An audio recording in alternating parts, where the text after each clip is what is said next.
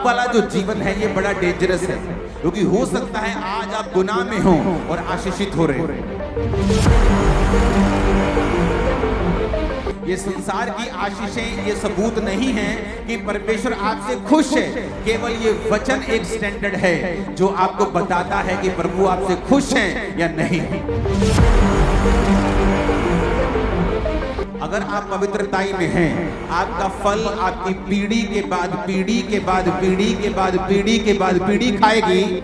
उत्पत्ति 15 उसकी 18 से 21 आयत को पढ़ते हैं तो लिखा, इस दिन यहोवा ने अब्राम के साथ ये वाचा बांधी कि मिस्र के महानद से लेकर परात नामक बड़े नद तक जितने देश हैं, अर्थात केनियों, कनज्जियों, कदमोनियों, हित्तियों, परिज्जियों, रपाइयों, एमोरियों, कनानियों, गिरगीशियों, यबूसियों, इन सबको मैंने तेरे वंश को दिया है। क्या नफरत थी परमेश्वर को इन देशों से कि परमेश्वर ये कहता था कि अब्राहम, मैंने ये देश जो है ये तेरे वंश को दिए हैं। वचन कहता है कि जब नूह, उसकी पत्नी, उसके 3 बेटे और उसकी 3 बेटे की वाइफ्स, 3 बहुएं, सिर्फ वही रह गई थी, बाकी सब लोग जल प्रलय में मर गए जब पाप पृथ्वी पर बढ़ गया था। और वचन कहता है 1 साल के तकरीबन वो नूह की जो किश्ती थी वो उस किश्ती के अंदर रहे। जब वो 1 साल उस किश्ती में रहे और किश्ती से जब बाहर आए तो सिर्फ 8 जन इस पृथ्वी के ऊपर थे। नूह था, उसकी वाइफ थी, 3 बेटे थे और उसकी 3 पत्नियां यानी बहुएं, टोटल 8 जन थे। और वचन कहता है कि नूह के एक बेटे ने नूह को नंगा देखा, क्योंकि नूह शराब पी के जब मदहोश हुआ तो उसको नंगा देखा। और जब 2 बाकी बेटों को उसने बताया कि पिता अंदर नंगा लेटा है, तो बाकी 2 जन अपनी पीठ फेर कर गए और नूह के नंगेपन को ना देखकर उसे लपेट दिया और नूह को ढक दिया। उसके बाद परमेश्वर का श्राप उस बच्चे पे आया जिसने नंगा देखा था, वो था हाम। और नूह ने कहा, कनान जो था हाम का बेटा, ये भाई बंधुओं के दासों का दास हो। यानी परमेश्वर ने हाम के वंश को श्रापित कर दिया और नीचा कर दिया। अगर आप ध्यान से बाइबल पढ़ें तो जब याकूब अपने 12 बेटों को आशीष देने लगा तो उनके पास्ट में की गए सब कामों के हिसाब से परमेश्वर ने उनको आशीषित किया। याकूब कहता, रूबेन तू मेरा पहला फल है, तू पहलोठा है। पहलोठे को डबल प्रॉपर्टी मिलती थी। अगर 12-10 बच्चे हैं तो 11 हिस्से होते थे प्रॉपर्टी के। तो 2 हिस्से एक बच्चे को मिलते थे और बाकी एक हिस्सा एक को मिलता था। अगर 100 रुपया है, उसको 10 में 9 में बांटना है तो उसके 10 हिस्से कर देते थे। तो 10 हिस्से मतलब कि 10 रुपए के 10-10 हिस्से हो गए। तो पहले बेटे को 20 मिलेंगे, बाकियों को 10-10 मिलेंगे। इस तरह से बंटवारा होता था। लेकिन याकूब ने क्या कहा कि तू बेटा मेरा पहला फल तो है, लेकिन तू औरों से श्रेष्ठ नहीं ठहरेगा, क्योंकि तू अपने पिता की पत्नी के साथ, यानी वो उसकी स्टेप मदर के साथ वो सोया था, उसने पाप किया था, व्यभिचार किया था। इसलिए उसने कहा तू दूसरों से श्रेष्ठ नहीं ठहरेगा, तू दूसरों से उत्तम नहीं जाएगा, तू ऊपर नहीं जा सकता, क्योंकि तू जल के समान उबलने वाला है। यानी तेरा कोई स्टैंड नहीं है, तेरा कोई तू एक जगह खड़ा नहीं होता। तेरा जिधर पाप ले जाता तू उधर चल पड़ता है। आज विरोध है तू चुप कर जाता है, कल को सब कुछ अच्छा होता है तू बोलने लग जाता है। तेरा कोई स्टैंड नहीं है, तू पाप के अनुसार चलने वाला है, तू दूसरों से श्रेष्ठ नहीं ठहरेगा। तो वचन कहता है उसे परमेश्वर ने नीचा किया, क्योंकि वो अपने शरीर के अनुसार चला, आत्मा के अनुसार नहीं चला। अब यहां पर जब नूह ने श्रापित कर दिया, नूह ने कहा ये मेरे 3 बेटे हैं, एक का नाम क्या है यपेत, एक का नाम हाम और एक का नाम शेम। परमेश्वर ने कहा तुम दोनों, यपेत और शेम, तुम दोनों आशीषित होंगे, लेकिन जो ये जो हाम है ना, इसका जो वंश है ये तुम्हारे वंशों का दास होगा। मैं इसे नीचा करता हूं क्योंकि इसने अपने पिता को नंगा देखा, आंखों पर कंट्रोल नहीं किया, इसने पाप किया। अब समझने वाली बात यह है कि हमें पूरी बाइबल की नॉलेज होनी चाहिए कि जब एक व्यक्ति पर श्राप आता है या एक व्यक्ति को वो पाप से निकलता है या पाप करता है, उसकी लाइफ में क्या होता है। अगर वो तौबा नहीं करता क्या होता है, अगर वो तौबा करता है क्या होता है, या एक व्यक्ति जब फैसला करता है कि मुझे पवित्रताई में और परमेश्वर के साथ मेल मिलाप करके जीवन बिताना है, तो उसकी लाइफ में क्या होता है। अब जब हम उत्पत्ति 10 उसकी 6 से लेके 20 आयत तक पढ़ते हैं, इसमें वंश लिखे हैं। कौन से वंश? हाम के। हाम कौन? जिसने अपने पिता को नंगा देखा था। लिखा हाम के पुत्र कूश, मिस्र, फूत और कनान हुए। कूश के पुत्र सबा, हवीला, रामा, सबदूका। रामा के पुत्र शबा, ददान। कूश के वंश में निम्रोद हुआ, जो पहला वीर हुआ पृथ्वी के ऊपर। वह यहोवा की दृष्टि में पराक्रमी शिकार खेलने वाला ठहरा। इससे ये कहावत चली कि निम्रोद के समान परमेश्वर की दृष्टि में पराक्रमी शिकार खेलने वाला। उसके राज्य का आरंभ शिनार देश में बेबोलीन, अरेख, अक्कद और कलने से हुआ। अब यहां पर आपने देखा कि ये कौन से वंश की परमेश्वर बात कर रहा है। एक ऐसे वंश की परमेश्वर बात कर रहा है जिसको श्रापित किया गया है। पर वचन क्या कहता है? वचन कहता है जिसको श्रापित किया गया था, उसके वंश में पृथ्वी का पहला वीर निकला। एक श्रापित वंश है जिसे खुदा ने कहा है कि तेरे बच्चे इन 2 बच्चों के दासों के दास होंगे, मैं उन्हें नीचा करता हूं। वो नौकरों के भी नौकर होंगे, बड़ा एक निम्न जीवन बिताएंगे, मैं उन्हें ऊंचा नहीं करूंगा, उन्हें आशीषित नहीं करूंगा। लेकिन वचन क्या कहता है? हुआ क्या उनके साथ? ऐसा कुछ नहीं हुआ अभी। वचन कहता है कि उनके वंश में एक वीर पैदा हुआ। पृथ्वी का पहला वीर उस वंश से पैदा हुआ जिस वंश को परमेश्वर ने श्रापित किया था। पर यह कैसे हो सकता है? सोचने वाली बात है।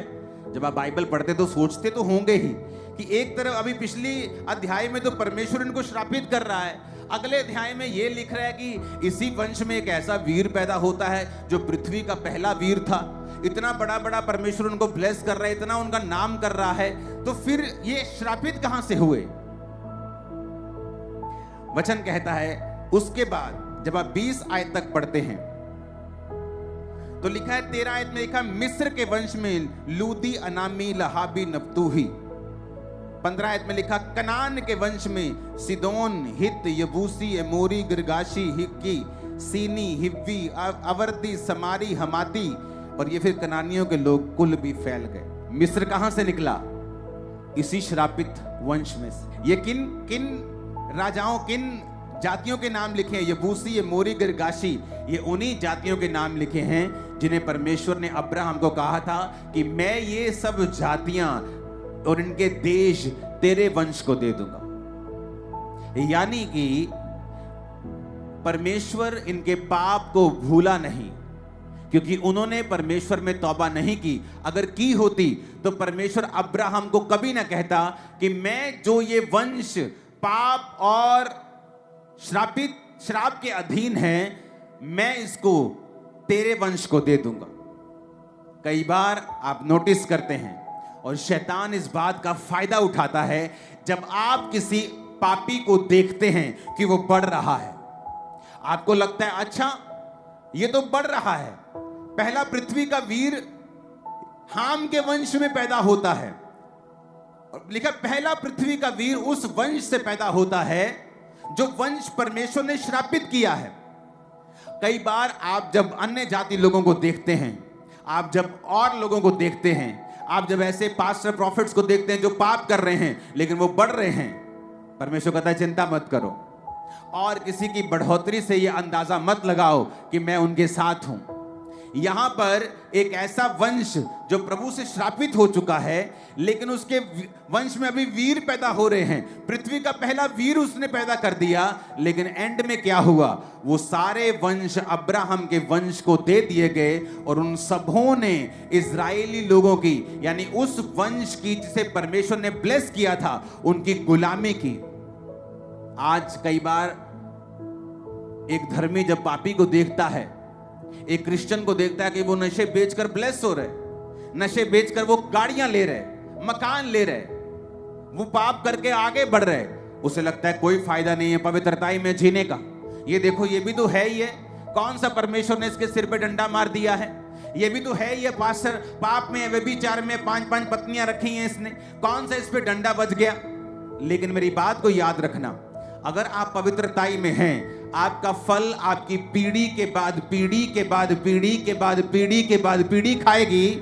और अगर आप पाप में हैं, वचन कहता है तू बहुत सा धन, बहुत सी चीजें संचय करेगा, उन्हें इकट्ठा करेगा, लेकिन उन्हें तू दूसरों के लिए, दूसरे उस पर कब्जा कर लेंगे, दूसरे उसका फल भोगेंगे और मैं तुझे उसका फल भोगने नहीं दूंगा। परमेश्वर इकट्ठा करने पे देखो रोक नहीं लगा रहा। जब वो इकट्ठा कर रहा है और कामयाब हो रहा है, परमेश्वर उसको रोक नहीं रहा, क्योंकि परमेश्वर एक एग्जाम्पल बनाना चाहता है कि तुमने इकट्ठा कर लिया, तुम्हारे पास बहुत कुछ हो गया, पाप से तुमने बड़ा कुछ कर लिया, लेकिन एंड में तुम्हारी एग्जाम्पल यही दी जाएगी कि देखो वो व्यक्ति किस तरह से काम करता था और परमेश्वर ने किस तरह से उसे औंधे मुंह गिराया है। बहुत से क्रिश्चियन मैंने देखे हैं व्यभिचार में, पास्टर्स देखे हैं व्यभिचार में, आज से 5 साल पहले, 7 साल पहले, 8 साल पहले, और उनको ग्रो होते हुए देखा है। लेकिन जो झटका आता है वो संभल नहीं पाते हैं। जब शैतान अटैक करता है और जब परमेश्वर अपने हाथ को उठा लेता है, वो सहन नहीं कर पाते हैं, उबर नहीं पाते हैं, उसके बाद कभी भी सेम नहीं रहते जैसे वो थे। पाप वाला जो जीवन है ये बड़ा डेंजरस है, क्योंकि हो सकता है आज आप गुनाह में हो और आशीषित हो रहे हो, फिर आप जब कंपेयर करेंगे कि मैं तो पाप में हूं लेकिन मुझे तो आशीष मिल रही है, देखो मेरे बॉस ने मेरी तनख्वाह बढ़ा दी, मेरे बॉस ने मुझे गाड़ी लेके दी है, देखो परमेश्वर मुझे ब्लेस कर रहा है, मेरी शादी हो गई है। लेकिन वो अप्रूव नहीं होता है कि परमेश्वर आपसे प्रसन्न है।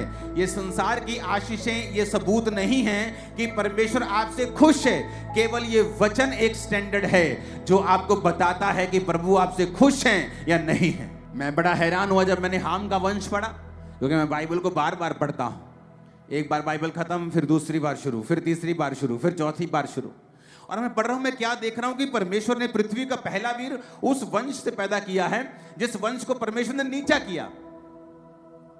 लेकिन वो कब हुआ? वो समय आने पर सारा कुछ हुआ।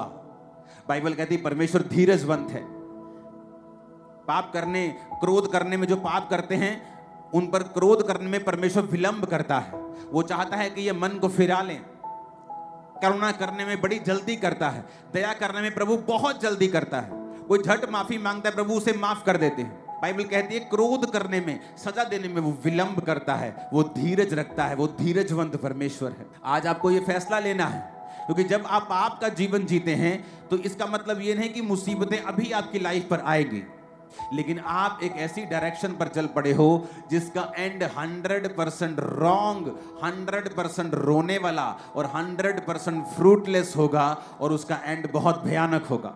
लेकिन आज जो लोग पवित्रताई में जीवन जी रहे हैं, उन्हें लगता है कि पवित्रताई में जीने का क्या फायदा है, पवित्रताई में जीने का कोई फायदा नहीं। लेकिन जब साल बीतते जाते हैं, महीने बीतते जाते हैं, और जो रिजल्ट फिर आपकी लाइफ में आता है, मैं आपको बोल रहा हूं, जितने दिन यहां बैठे हैं, आपके वंश, आपकी पीढ़ी दर पीढ़ी आपके पवित्रताई के सामर्थ्य को देखेगी और एक बड़ा रिजल्ट उनकी जिंदगी में होगा। आमीन। मेरे को ऊंचे वाला और खतरनाक वाला चाहिए चर्च। परमेश्वर के गहरे वेदों को परमेश्वर के दास के द्वारा जानने के लिए और ऐसी और नई वीडियोस को देखने के लिए हमारे YouTube चैनल को सब्सक्राइब करें और साथ में बेल आइकन को प्रेस करें, ताकि ऐसी और नई वीडियोस की नोटिफिकेशन सबसे पहले आप तक पहुंच सके। जुड़े रहें परमेश्वर की हजूरी के साथ। God bless you.